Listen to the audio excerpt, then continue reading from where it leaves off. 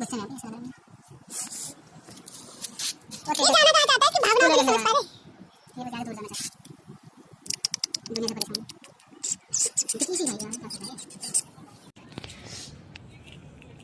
तो यार संडे कुछ करने नहीं देगी मैं क्या करूँगा मतलब उल्टी कर ली थी पूरी कर इसको नींद आ रही है और यहाँ पे आराम से तुम सो सकते हो तो मच्छर पेल लेंगे ऐसे मैं बाहर सोता हूँ तब बच्चे नहीं काटते होंगे इसको पेड़ों पे इतनी ऊंचाई पे नहीं आते मच्छर अच्छा अच्छा मतलब यहाँ तक आ सकते हैं पेड़ों पे नहीं आ सकते तो यहाँ बिल्डिंगों की अलग बात है हाँ बिल्डिंग भी बहुत अलग बात है बस ये है अभी देखिए इसमें पानी पी रहे थे पानी पी रहे अरे बाबू इतना गुस्से में मत रहो यार अब इसको नींद आ रही है कहाँ पेट पूजा करेगा